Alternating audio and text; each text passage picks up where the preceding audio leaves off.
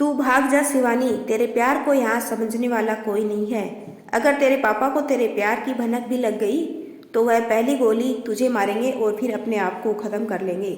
शिवानी, महेंद्र प्रताप बहुत ही अच्छा लड़का है। वह तुझसे बेहद प्यार करता है, अच्छी कंपनी में कार्यरत है।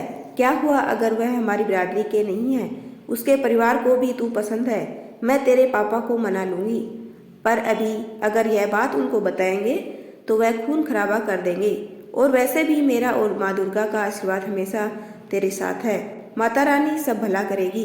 किंतु मम्मी, पापा के आशीर्वाद के बिना मैं अपनी नई जिंदगी में कैसे कदम बढ़ा पाऊंगी? पापा ने एक एक कदम मुझे चलना सिखाया था। पापा मुझे अपनी राजकुमारी कहते हैं और कितना गर्व है पापा को मुझ पर। मम्मी, मैं बहुत कसमकस में हूँ।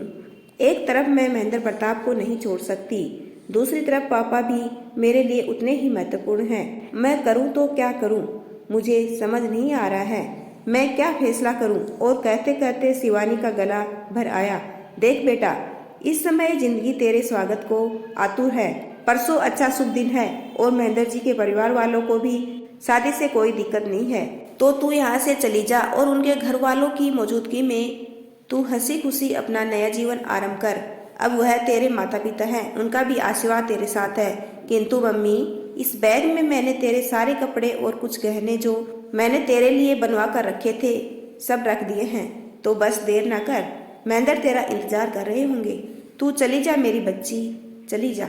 तुझे तो पता है ना, जब तेरी बुआ ने भी एक बार ऐसा कदम उठाने की सोची थी तब तेरे दादाजी ने कितनी तबाही मचाई थी और फिर तेरी बुआ ने आत्महत्या कर ली थी। मैं नहीं चाहती मेरी बेटी को भी ऐसा कदम उठाना पड़े। धीरे धीरे समय के साथ तेरे पापा का गुस्सा भी शांत हो जाएगा।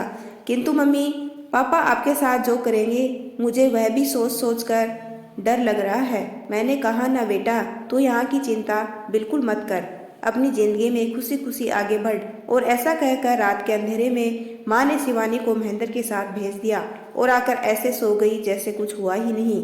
हालांकि नींद आंखों से कोसों दूर थी। सुबह होते ही घर में हाहाकार मच गया।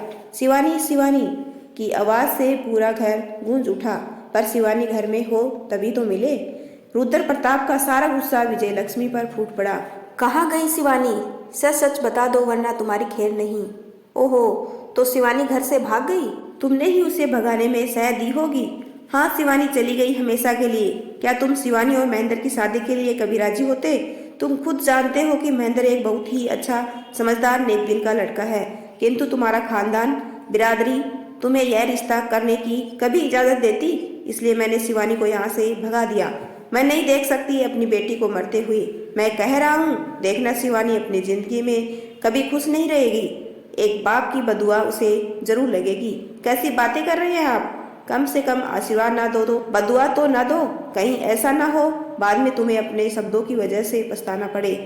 उधर शिवानी ने 2-3 दिन बाद साधारण तरीके से माता रानी के आशीर्वाद से महेंद्र से शादी कर ली और ससुराल में आ गई। ससुराल वाले बहुत ही अच्छे थे। वह शिवानी को अपनी पलकों पर बिठाकर रखते थे, किंतु शिवानी को हर पल अपने पिता की याद आती थी। वह चाहती थी उसे अपने पापा का भी आशीर्वाद मिलता तो कितना अच्छा होता। 1.5 साल बाद शिवानी ने एक अपनी ही जैसी खूबसूरत सी गुड़िया को जन्म दिया। पूरा परिवार बहुत खुश था। इधर रुद्र प्रताप की शिवानी की याद में तबीयत खराब होने लगी। उन्हें शिवानी के ऊपर रह रहकर क्रोध आता था, किंतु शिवानी उनकी इकलौती और लाडली बिटिया थी। कभी कभी वह बिस्तर में पड़े पड़े सोचते, सही तो कहती थी शिवानी की माँ, महेंद्र प्रताप कितने अच्छे वर हैं शिवानी के लिए। शायद मैं भी इतना अच्छा लड़का शिवानी के लिए नहीं ढूंढ पाता। क्या हुआ अगर वह हमारी बिरादरी की नहीं है? मेरी बेटी तो उसके साथ खुश है और मैंने तो हमेशा से अपनी बेटी का सुख चाहा था। अगर वह महेंद्र प्रताप के साथ खुश है तो मैं इतना दुखी क्यों हूँ? शायद मैं उस वक्त इन बातों को नहीं समझ पाता।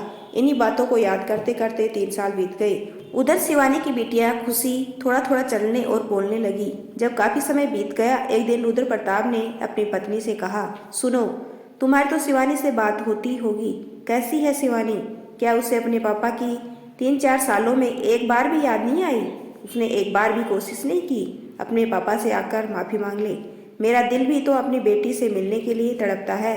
जिस बेटी को मैंने इतने लाड प्यार से पाला था, मैं कैसे उसे भूल जाऊं? मैं अपनी बेटी से मिलना चाहता हूँ। और कहते कहते रुद्र प्रताप जी की आंखें आंसुओं से भर गई। तुम शिवानी को घर पर बुला लो। यह सुनते ही शिवानी की माँ ने खुशी से पागल होते हुए शिवानी को फोन कर दिया। बेटा शिवानी, तुम तुरंत घर आ जाओ, तुम्हारे पापा तुमसे मिलना चाहते हैं। अगले ही दिन शिवानी और महेंद्र प्रताप दोनों घर आ गए। साथ में थी छोटी सी खुशी, जिसे देखकर रुद्र प्रताप का बचा हुआ गुस्सा भी गायब हो गया। बाप बेटी गले मिलते हुए फूट फूट कर रोने लगे। बेटी, मुझे माफ कर देना। मैं अपनी बेटी की खुशी से बढ़कर अपने खानदान और बिरादरी को मानता था, किंतु बिरादरी की इज्जत से बढ़कर मेरे लिए मेरी बेटी की खुशी है। और अब मैं सच्चे मन से तुझे आशीर्वाद देता हूँ कि तेरा जीवन हमेशा खुशियों से महकता रहे, तुझे किसी प्रकार की आँच न आए।